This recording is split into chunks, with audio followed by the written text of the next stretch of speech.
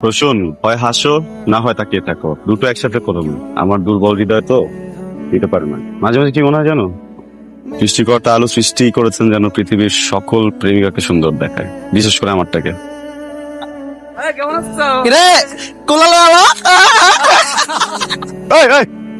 কোলে নিয়ে নিবা? আসো না,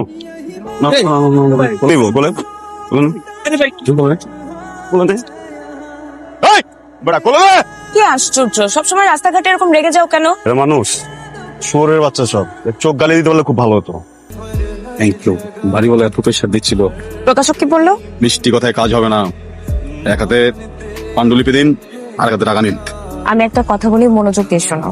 যদি রাইটিং কে প্রফেশন হিসেবে নিতে চাও তাহলে ধ্যান ধারণা জ্ঞান সবকিছুতে শুধু এইটাতেই মনোযোগ দাও। কিন্তু জাভেদ সাহেব আছে না, উনি ওনার ছেলের জন্য তোকে পছন্দ করেছে। তা আমি তোর মামাকে বললাম বাসায় আসো, আমরা নিজের আগে কথা বলি, ছেলে কি করে জানি। আমার বাসায় বিয়ের আলাপ হচ্ছে। কার? আমার বাবার। কি হলো? আঙ্কেলের এখন বিয়ে করার কি প্রয়োজন? সবকিছু জোক জোক জোক হিসেবে নিতে নিতে সিরিয়াস টপিক গুলো জোক মনে হয় তোমার, তাই না? আমি বুঝতে পেরেছি, বাসায় তোমার বিয়ের কথা চলছে।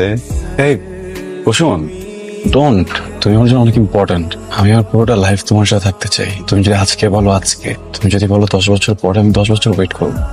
যুদ্ধ হোক, বিশ্বযুদ্ধ হোক, কিছুই যায় আসে না। মন খারাপ করো না। চিটাগাং থেকে তোর মা আসার পরে ছেলেটাকে ডাকলে হতো না?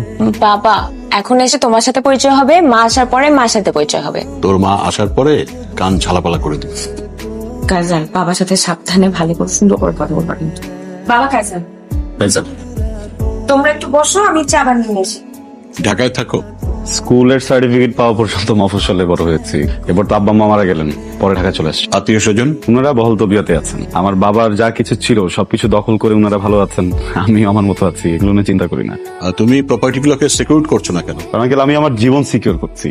আমাদের এদেশের মানুষগুলো একটা বাড়ি একটা গাড়ি করতে করতে বয়স হয়ে যায় প্রায় 50-60। ওই বয়সে বাড়ি থাকে গাড়ি থাকে, কিন্তু ভিতরে কিন্তু ফুর্তি থাকে না। এর জন্য আমি ভাবছি যে আমি এগুলোর পিছনে দৌড়াবো না। কারণ আমি তো আর এটা বলতে পারছি না যে আমি এই পর্যন্ত বাঁচবো কিনা, আমি তো কালো মারা যেতে পারি। 3 বেলার জন্য যা কিছু প্রয়োজন হয় এতটুকু আমি জোগাড় করে নেই। এই আমি প্রশ্নের কাছে যেটা শুনলাম, তুমি জব করতে চাও না, বিজনেস করতে চাও না। বাবা অ্যাজ আ রাইটার কিন্তু ও অনেক পপুলার। মানুষজন বলে একদিনও হুমায়ুন আহমেদের মতো বড় হবে। একদিন? এখন তো না, ওর তো কোনো ক্যারিয়ার গোলই নেই। ও যে প্রফেশনটা বিলং করে এটা তো কোনো ফিউচার নেই, একটা বুলশিট প্রফেশন। সরি আঙ্কেল, কি বললেন আরেকটা বার একটু? আমি বলেছি বুলশিট প্রফেশন।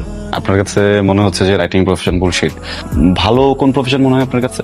দুর্নীতি করা, ঘুষ খাওয়া? Shut up!